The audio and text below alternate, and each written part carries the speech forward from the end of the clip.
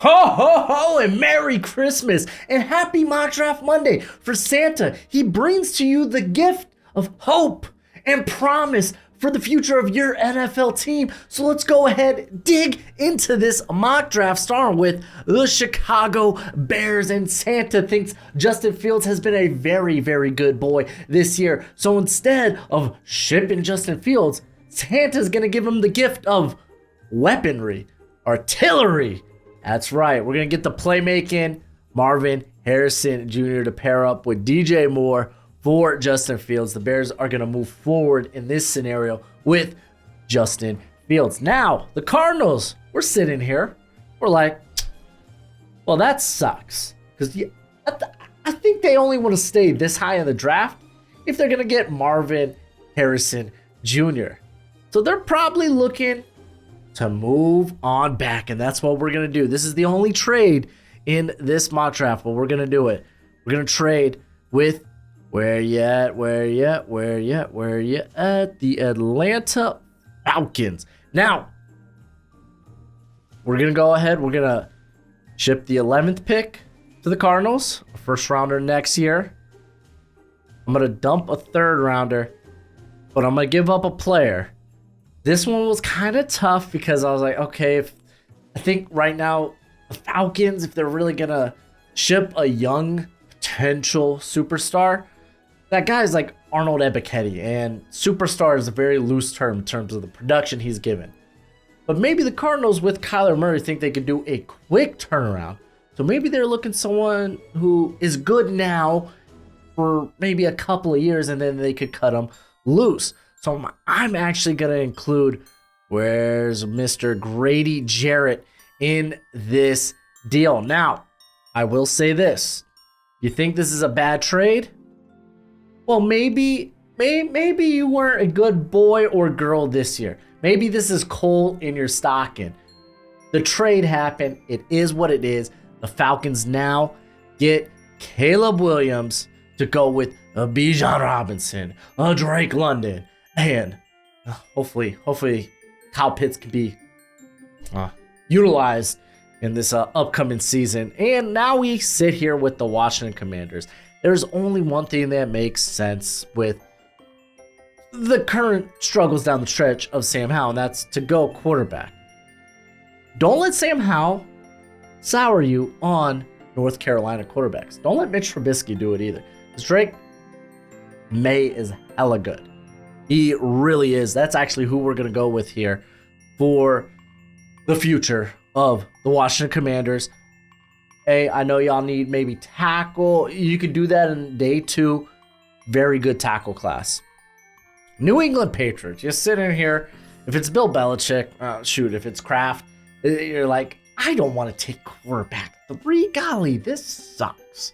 It is what it is. But you know what? Bailey Zappi, he's had some ups and downs, but honestly, been kind of good. Has been winning us games as of late. So maybe we give him another year, or maybe we bring in someone via free agency, or maybe you look at quarterback on day 2. Nonetheless, we're actually going to address the offensive line here, address the left tackle position, because Trent Brown, first off, never playing a full season. He's kind of less good. Terron Armstead, though Terron Armstead's really good. And Trent Brown, honestly, solid. But we're going to go ahead and replace that left tackle position with Joe Alt. He, for me, him, Olu, it's kind of 1A, 1B when it comes to offensive tackle class. I kind of lean Alt, though. I leaned Alt at the beginning of the year during my summer evals, and I'm starting to lean more so that way right now. Now we're here with the Giants, and I'm not feeling the same way as the Patriots. I'm looking at Daniel Jones knowing he's not my guy. We can't cut him loose till after next season, but at least bring in some competition. Don't tell me Tommy DeVito is that competition. He might be a solid backup for y'all. I think that might be it. So we're actually going to take the Heisman Trophy winner, Jayden Daniels here for the G-Men. Get them future at quarterback, and then we can start addressing some other things later in the draft, and also remember via free agency. Tennessee Titans, one tackle's already off the board. You typically sit here with the Titans and you're like, yeah, okay, well, just send you. If it's Joe Alt, if it's Olu, give me whoever falls this pick. But I want to do a bit of a switcheroo. Again, this is a good tackle class. This is also a good wide receiver class. But I think I'm thinking Malik Neighbors probably does enough to separate himself from guys like Keon Coleman, Roma Undunze. I really love Malik Neighbors. I think he gives them the separation that they lack in the secondary. He's a weapon for Will Levis that can attack all levels of the field, can create after the catch. I just love it. So I'm actually going to go with, to change things up here, Malik Neighbors. Los Angeles Chargers. I've been going Brock Bowers here a lot, and I want to switch it up. Santa's feeling froggy, and he's like, I don't like that no defensive player has been taken yet. This is a team that's probably going to have to get cheaper. And they might be looking at some parts of the defense they could probably maybe cut ties with. I think some of that could come at the edge position. A Khalil Mack, God forbid, a Joey Bosa, who's just never healthy. So let's get Tuitoa Peloto, a running mate there, and we're going to keep Liatu Latu here in LA. There we go. Listen, if he didn't have the red flag when it comes to the neck injury that kind of forced him to medically retire early, he would be edge one easy, like hands down. If everything checks out, I think he will go top 10 though. So we're going to grab him there for the Chargers. Listen, I know you love the NFL draft as much as I do, and you're going to want a nice hefty watch list of players during this college football season. Well, go ahead, check out my draft guide. You can purchase it for only $30 by Venmoing or PayPaling me. Links in the description. It's a one-time payment, and you get it for this whole draft cycle and forever and always, technically. It's a Google spreadsheet, so send me your email when you send the payment. I'll get you hooked up. You will see my current prospect rankings and big board, my full evals. And guess what? It updates throughout the whole draft cycle. So it's a great purchase, and it's a great way to support the channel. Bears, for me, it's kind of always been the plan to go edge here with their second pick.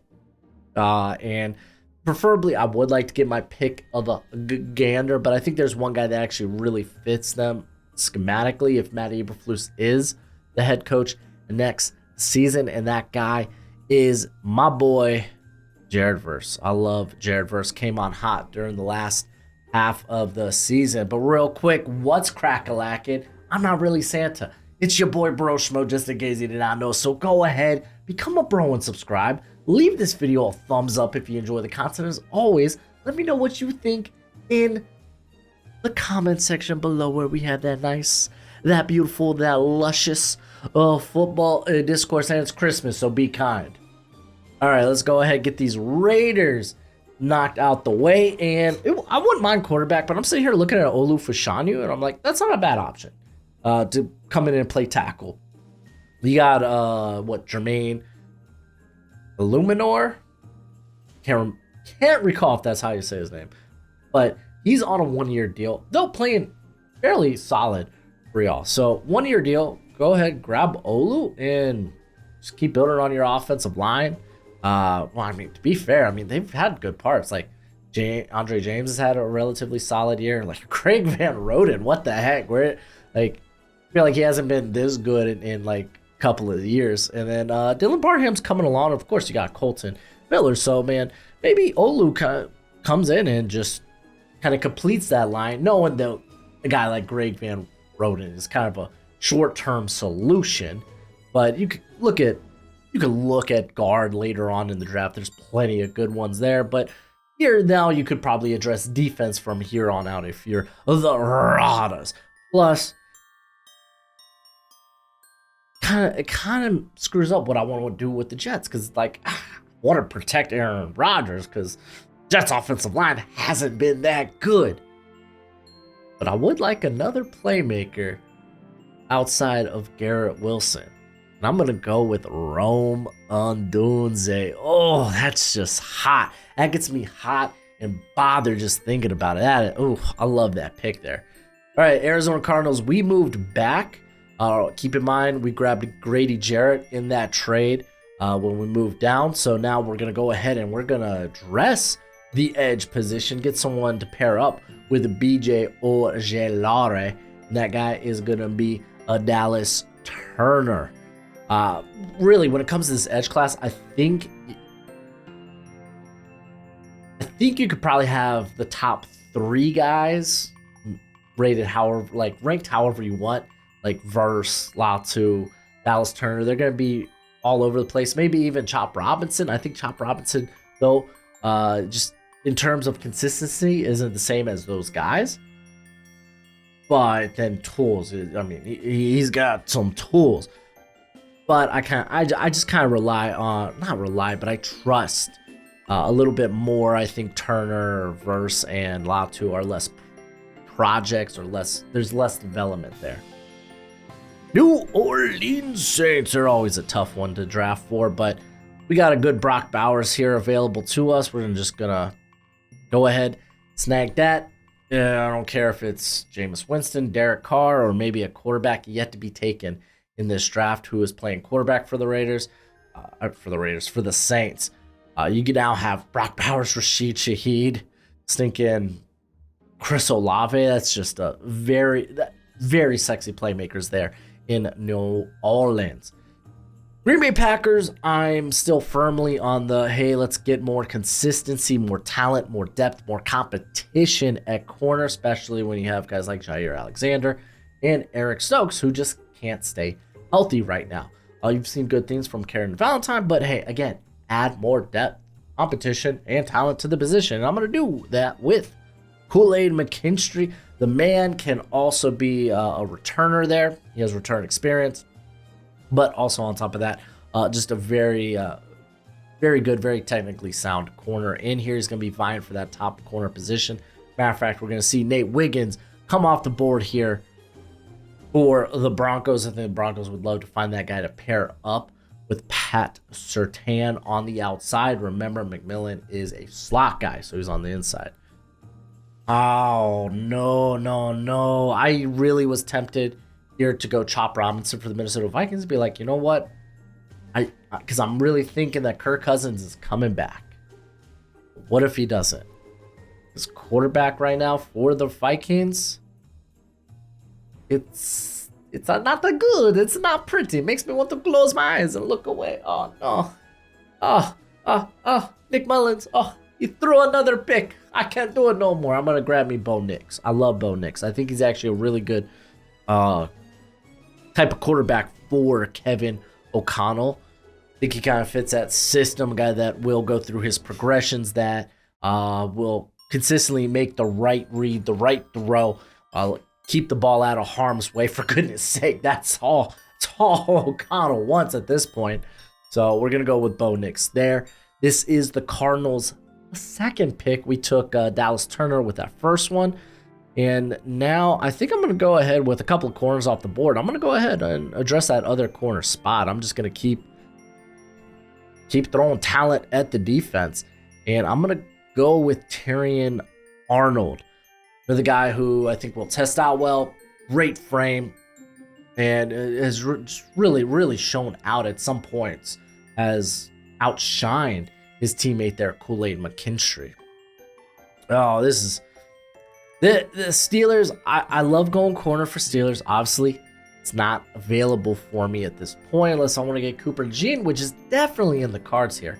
But with how the tackle class is played out, I think I'm going to go ahead and just snag a tackle to pair up with Broderick Jones as my tackles of the future, because Dan Moore, I don't want more of that. I'm just going to say it right here and there about that. I'm going to get me a J.C. Latham. Played really well after the Texas game. Put on a very solid season. If you want to start him inside, you certainly can do that as well. The Cincinnati Bengals thought about going receiver Keon Coleman to kind of be the T. Higgins replacement. Maybe T. Higgins just gets slapped with the franchise tag. But hey, it's a good enough wide receiver draft to address it later. I think what they have to do, though, is figure out that right tackle position because it's not been good. Jonah Williams will be a free agent, so I'm going to take Marius Mims, who I think projects really well in the Bengals scheme. Just big, strong, and moves unbelievably for being 340 pounds. But real quick, gotta give a shout out to Underdog Fantasy. They are the sponsor of today's video. When you use promo code Broshmo to sign up at Underdog Fantasy, they will match that first deposit up to $100 dues. There's not a better place to play weekly best ball, or my favorite, higher or lower on player props. And it's not just the NFL. They do all kinds of sports. Remember, when you sign up, promo code Broshmo, they will match that first deposit up to $100 dues. They all got all kinds of specials going on right now for the Christmas season, so don't miss out. But as always, please bet responsibly, bet within your means. Let's get into pick 19, the Indianapolis Colts. And honestly, the edge play hasn't been too bad for the Colts. It's just a shame they don't have a, how can we say, a bit more spicier of a defensive coordinator. And this man just has no flavor in his life when it comes to what he does with his defense. Listen, if you're fine with mediocrity, you're fine with just an average DC, then cool. Gus Bradley's your guy. He's going to keep your team, your defense in like the top 20, but don't expect much else past that. Regardless, I was looking, I was like, okay, maybe the interior could use more additions because it's really just DeForest Buckner at that point. Grover Stewart is a free agent after the season. I'm going to grab Jerzon Newton, man, plays with his hair on fire. Hey, Tampa Bay Buccaneers. I'm thinking Baker's coming back. My question is, can they bring both Mike Evans and Baker Mayfield back? Or can it only be one or the other? Because if that's the case, then that really sucks. If that's the case, I think they're going to bring back Baker at quarterback. Because again, they're not in a position to really draft a guy here at 20. So if they do that, we're just gonna go ahead and grab Keon Coleman. We're gonna grab that big physical wide receiver to replace Mike Evans, which of course you're not. It's ludicrous to think you're getting the next Mike Evans. That's not the case. You're just trying to kind of fill out a role that you currently don't have, or a skill set you don't have in that wide receiver room currently. Pick 21, man. I thought long and hard about this. I'm not gonna lie, and ultimately I was like, man, I wish they had more depth and variety on the interior of the offensive line. Like, I thought about Chop Robinson, but I was like, let's see where they really struggled, and it has been on that offensive interior. So my head went to Troy Fatanu, but I was like, okay, well, he projects as a guard, who's played tackle, and I don't think he's a little too tall to be playing center, so I'd rather have a guy that could probably play guard and center. I know some people will be like, oh, Graham Barton. No, we're getting my boy out of Oregon. We're getting my boy Jackson Powers Johnson. This cat played, I think, right guard last year. Well, the year prior. This year played center and just took his game to the next level. I think he's going to go a lot higher than people think. I'm one of his biggest fans. I'm not going to lie. And yeah, man, here we go. If he's playing center, he can play guard. He just gives them a bit more variety and a lot more talent on that interior. I think Damian Lewis is a free agent this season as well. That's someone that they should bring him back. He's been fairly solid. We got the Jacksonville Jaguars. Oh, well, man, let's give Trevor Lawrence more weapons. Like, Christian Kirk feels like the best playmaker on offense. That's not Travis Etienne, obviously. Evan Ingram's solid, but Calvin Ridley, it comes and goes with him. So I'm going to grab a very, very nice AD Mitchell here. Great size, smooth athlete, solid route runner when he wants to be. Get me him in here. I like it. I love it. Kind of curious if Calvin Ridley is going to be my comp for AD Mitchell. So thinking about it right now. All right, we're here with the Rams. Wouldn't mind grabbing, mainly it's left tackle. I think left tackle is probably the spot that probably could use a bit more talent, but I don't know. I'm thinking Talanoa Fuaga is probably a right tackle only, or maybe a guard in the NFL. Instead, I'm going to go with Chop Robinson. I'm going to get that just freakish athlete, great explosiveness, great twitch, pair up with another guy who's just freakishly explosive in Byron Young there on the outside. So, hello, Chop Robinson. Buffalo Bills. Hey, Gabe Davis just made an appearance. It's a Christmas miracle. Yeah, he's probably gone after this season, so they probably want to bring in more firepower, and this is kind of the draft class to do that in. So I'm going to go ahead. I'm going to get a speedy threat. I'm going to get a vertical guy as well, a guy that's got them bunnies in the shoes, if you know what I'm saying. I'm going to grab Brian Thomas. Huge fan of Brian Thomas. It's kind of fluctuating between my wide receiver 5 and 4 right now. Trying to figure it out eventually. I'll figure it out. I think because I'm gonna post new prospect rankings January 15th once we finally know who all's declaring and whatnot. So be on the look for that. Those are gonna be fun. Dallas Cowboys. This one's kind of tough. Couldn't really figure out where to go or what felt like right positionally without like reaching too far. And ultimately I was like, you know what, like Cooper DeJean's a really solid pick here.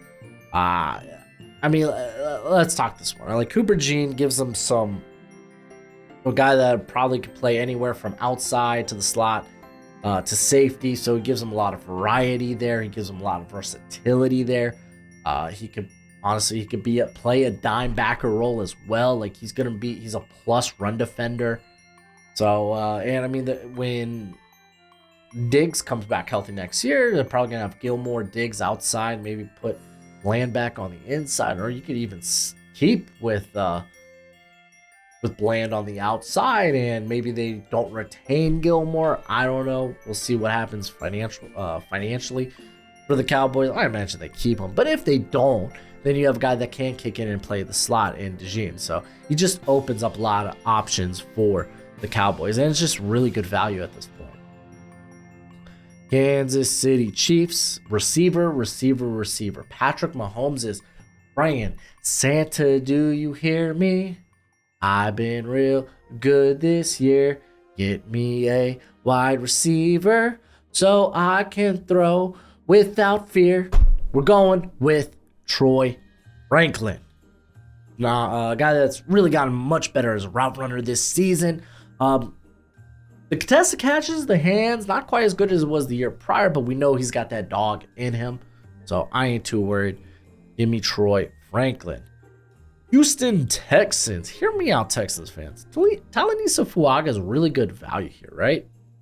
And whether you see him as a tackle, whether you see him as a guard, that would fill two vital roles. I mean, Titus Howard, is he their left guard, or is he just playing there because of injury? They plan to take him back out to right tackle. Who knows? If they don't, then bam, Talanoa Fuaga, there's your right tackle. They do plan on putting Howard back at right tackle, then guess what? You got a guard vacancy at that point. Scruggs is probably going to slide in there at center. You still have Shaq Mason, but when is his play going to, like, it's already fallen off because the guy used to be like really elite. Now it's like, oh no, he's a fine starter. You haven't really seen much from Kenyon Green yet, so just add in more horses to that offensive line. Detroit Lions. I just like this pick a lot for Detroit. I've been making it quite a bit in the last few mock drafts. Braylon Trice. Get Aiden Hutchinson, a nice running buddy, and Braylon Trice is a really nice running buddy. My Miami Dolphins, listen, I want them to address offensive line, whether that is a long-term answer at tackle or guard or center. I would love Jackson Powers Johnson here, but I took him earlier because I love him that much.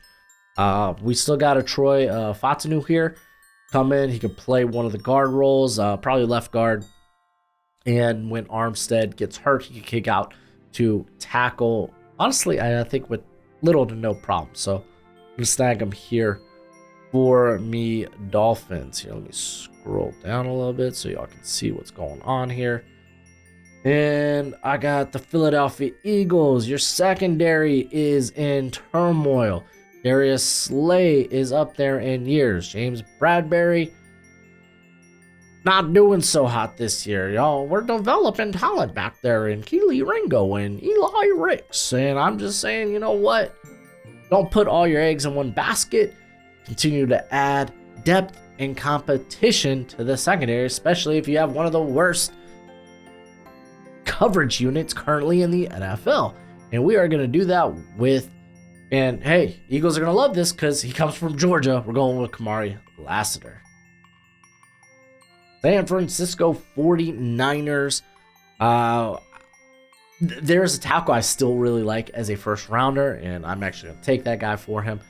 For the Niners, you'll probably throw him in right tackle from the get-go, or he projects as the heir apparent for Trent Williams. I'm a huge Jordan Morgan fan. He might even, you could probably even play him early at guard if you want to. He gives you a little bit of that versatility there, so I'm gonna snag him for the Niners. And let me just bump this sucker down a little bit so you can see who I'm about to draft for the Baltimore Ravens, because I love this. So I've been going through my rankings recently and been putting in all the analytics and whatnot. That's why you should get my draft guide.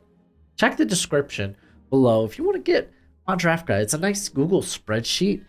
Again, I'm currently adding all the analytics and stuff in there. It's got full evals, got 300 to 400 players evaluated right now, and I'm starting to catch up on some of the guys for the Shrine who I haven't got to yet. So a lot of fun. If you want a great list of names for this draft, way to go. Check it out.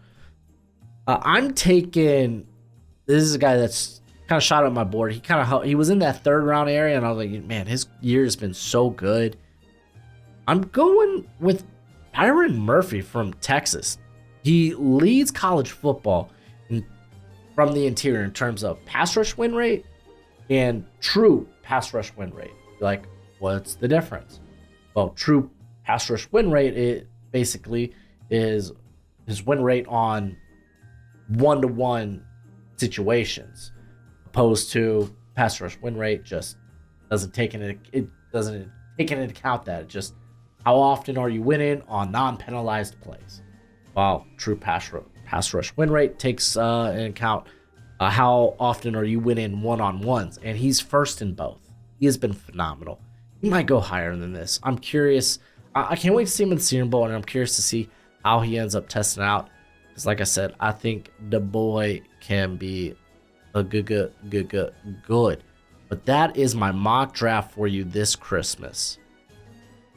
Hopefully you found it as a gift, and you didn't, then I don't know, man. Try being a good boy or girl next year, and maybe Santa will actually draft who you want him to draft.